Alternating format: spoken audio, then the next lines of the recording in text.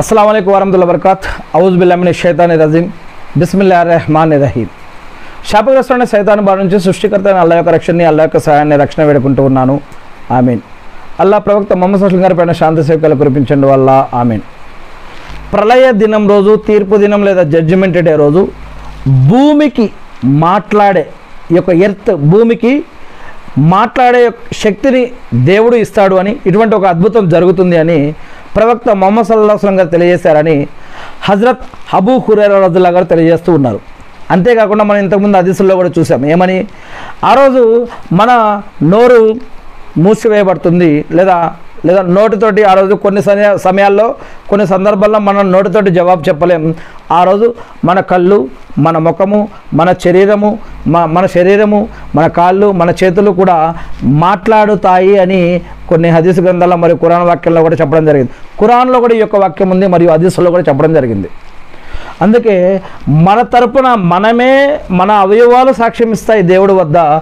ఏ రోజు ఎక్కడ ఉండి మనం ఎలాంటి పనులు చేసాం, ఎలాంటి మాటలు మాట్లాడాం, ఎలా బతికాం, ఎలా జీవించాం, ఎలా సంపాదించాం, ఎటువంటి కార్యాలు చేశామని మన తరపున మన అవయవాలే మన తరపున సాక్ష్యం ఇస్తాయి.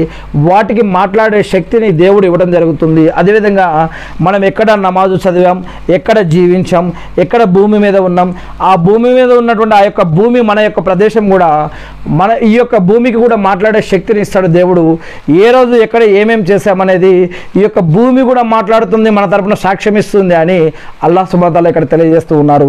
ఈ యొక్క విషయాన్ని ప్రవక్త ముహమ్మద్ సల్లల్లాహు అలైహి వసల్లం గారు చెప్పారని హజరత్ అబూ హురైరా రదియల్లాహు గారు తెలియజేస్తూ ఉన్నారు. దైవ ప్రవక్త ముహమ్మద్ సల్లల్లాహు అలైహి వసల్లం గారు ఈ సూక్తిని పఠించారు. ఆ రోజున భూమి తన పైన సంభవించిన విశేషాలను వివరిస్తుంది అని ఖురాన్లో సూరా జిల్జాల్ అనేటటువంటి ఖురాన్లో ఒక సూరాలో కూడా చెప్పడం జరిగింది. ఖురాన్లో సూరా అల్హమ్దుల్లా. ఆ తర్వాత ఆయన ఆ సహచరులను భూమి వివరించే విశేషాలు ఏమిటో మీకు తెలుసా అని అడిగారు. ఎవరు? ముహమ్మద్ సల్లల్లాహు అలైహి వసల్లం గారు. భూమి ఏమేమి విషయాలు వివరిస్తుంది?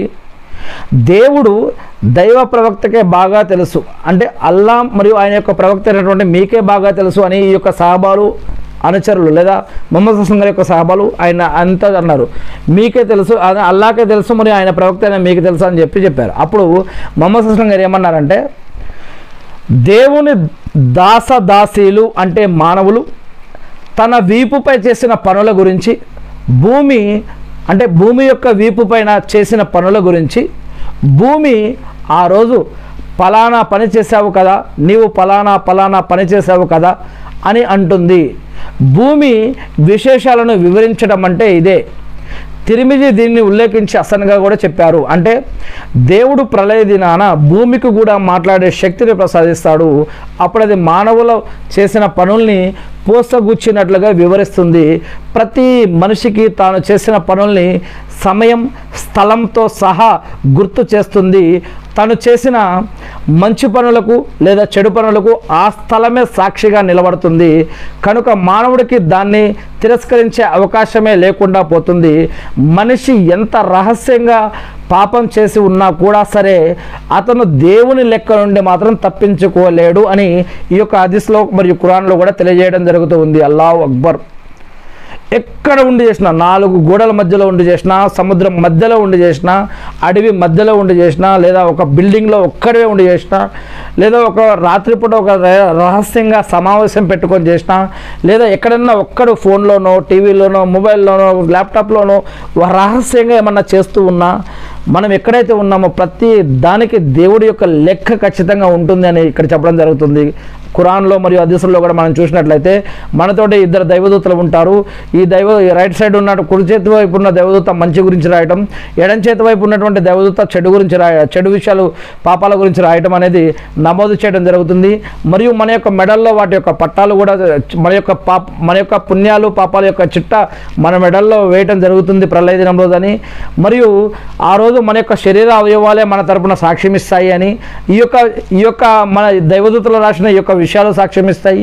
దేవుడు మన మెడల్లో వేసిన మరి ఆ యొక్క పట్టాలు కూడా మన తరపున సాక్ష్యం ఇస్తాయి. మరియు ఈ యొక్క భూమి స్థలము కూడా మన తరపున సాక్ష్యం ఇస్తుంది అని వాటికి మాట్లాడే శక్తిని దేవుడు ఇస్తాడని ఇలా ఖురాన్లో మరి హదీసుల్లో కూడా చెప్పడం జరుగుతుంది. ఈ ప్రపంచంలో మనం అనేక రకాల మరి చట్టాలు, న్యాయాలు, అనేక రకాల విషయాలు ఉన్నాయి. మరి ఇక్కడ తప్పించుకుంటే గనక మరి దేవుడు మరి ఇక్కడ సరైన శిక్ష దానికి పడినా పడకున్నా మరి దేవుడు కూడా దానికి ఎటువంటి శిక్ష విధిస్తాడో మరి దాని గురించి ఖురాన్ మరి హదీసుల్లో కూడా క్లియర్గా చెప్పడం జరిగింది. ఏది ఏమైతేనేమి మనం ఏదైనా పాపం చేస్తే మరి ఏదైనా జరిగిపోతే దానికి ప్రాయశ్చిత్తం అనేది చేసుకోవటం మంచిది. అంటే ముందుగా దేవుడిని క్షమాపణ అడగాలి. మన ద్వారా ఎవరైనా అన్యాయం అయిపోతే వారికి న్యాయం చేయడం కోసం ప్రయత్నించాలి, లేదా వారిని క్షమాపణ అడగాలి. మరియు లేదా ఉపవాసాలు ఉండటం, దాన ధర్మాలు చేయటం, నమాజులు చేయటం, అజుమ్రాలు చేయటం, సదకా ఖైరాతులు చేయటం, ఖురాన్ చదవటం, నమాజులు చేయటం, ఇవే కాకుండా వీటితో పాటు మన మూలంగా ఎవరైతే కష్టపడ్డారో, నష్టపడ్డారో, బాధపడ్డారో, ఇబ్బందులు పడ్డారో వారికి వీలైతే ఇంకేదైనా సహాయం చేయడం కోసం, వారిని క్షమాపణ అడగడం కోసం, వారిని క్షమాభిక్షమని పెట్టమని చెప్పడం కోసం, మన తరపున ప్రార్థించమని చెప్పడం కోసం ఇంకేదైనా అడగాలి. లేదా దేవుడు చట్ట ప్రకారం వాటికి శిక్ష అనుభవించమని ఏమైనా చెప్పి ఉంటే ఆ శిక్షని అనుభవించడం కోసం ప్రయత్నించాలి. అంతేగాని లేదా చట్టం, న్యాయం, ధర్మం ఏదైతే ఉందో దాని ప్రకారంగా మనం ఇక్కడ ఏదైనా శిక్షలు ఏదైనా ఉంటే కనుక ఆ శిక్షలు మరి వేస్తే వాటిని ఆ శిక్షలు అనుభవించడం కోసం ప్రయత్నించాలి. అంతేగాని వాటి నుంచి తప్పించుకొని పారిపోయే ప్రయత్నం చేయొద్దు. పలుకుబడి, పేరు, డబ్బు, అధికారము, అందలము ఇవన్నీ ఉన్నాయని చెప్పేసి ఇక్కడ మానవుల నుంచి తప్పించుకుంటే గనక దేవుడికి మాత్రం ఖచ్చితంగా దాని గురించి ఎలా పట్టుకుంటాడో ఈ యొక్క ఖురాన్ మరియు హదీస్ వాక్యాల్లో చెప్పబడ్డాయి. అదే విషయం ఇక్కడ ఉంది. అందుకే ముఖ్యంగా మనం ఎటువంటి క్రైమ్స్, నేరాలు, ఘోరాలు, మోసాలు, అన్యాయాలు, అక్రమాలు ఇటువంటి వాటి జోలికి మనం వెళ్ళకూడదు. మన మూలంగా సమాజంలో కల్లోలాలు రేకెత్తించకూడదు. మనం ఎవరికి గొడవలు పెట్టవద్దు, ఎవరిని అన్యాయంగా చంపవద్దు, ఎవరికి ఇబ్బంది పెట్టవద్దు. మనం ఎటువంటి మత్తు పదార్థాల వ్యాపారాలు చేయవద్దు, తాగొద్దు, తినొద్దు, ఎవరికి ఇప్పించొద్దు. మరియు ఇటువంటి వడ్డీ, షిర్కు, బిదాత్ ఇటువంటి వాటి జోరులకు కూడా మనం వెళ్లకుండా ఉండడం మంచిది. సాధ్యమైనంత వరకు దేవుడి పట్ల భయం, భక్తి, గౌరవం, మర్యాదతో మెలగడం కోసం ప్రయత్నించాలి. న్యాయబద్ధంగా బతకడం కోసం, న్యాయంగా జీవించడం కోసం ప్రయత్నించాలి. మరి ఏది ఏమైతేనేమి దేవుడు ఇలా జీవన పద్ధతులు, ఆరాధన పద్ధతులు గ్రంథం ద్వారాను, ప్రవక్త ద్వారాను మనకు తెలియజేసి ఉన్నారు. మరి నేను ఆ సృష్టికర్త అయిన అల్లాని మా అందరి తరపున కూడా నేను ప్రార్థిస్తూ ఉన్నాను. అల్లా మా అందరి యొక్క పాపాలను క్షమించండి వల్ల అల్లా మీరు చూపించిన బాటలో సన్మార్గంలో జీవించే భాగ్యాన్ని ప్రసాదించండి. మా ద్వారా జరిగిన తప్పులు ఏమైనా ఉంటే వాటిలన్నింటినీ క్షమించండి వల్ల మీ యొక్క రెహమతోటి, కరుణతోటి, ప్రేమతోటి, గౌరవంతో, మర్యాదతోటి మమ్మల్ని రక్షించండి వల్ల, మమ్మల్ని క్షమించండి వల్ల, మమ్మల్ని నరకం నుంచి కాపాడే స్వర్గ భాగ్యాన్ని ప్రసాదించండి వల్ల. అల్లాహు అక్బర్. అల్లా మీరు మాపై ఇచ్చిన బాధ్యతలు నెరవేర్చడం కోసం కావాల్సిన ఉపాధిని, బరకత్ని, రక్షణని, సాయాన్ని మాకు ప్రసాదించండి వల్ల.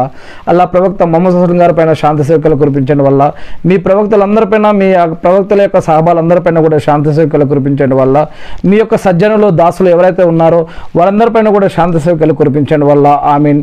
అల్లాహు అక్బర్.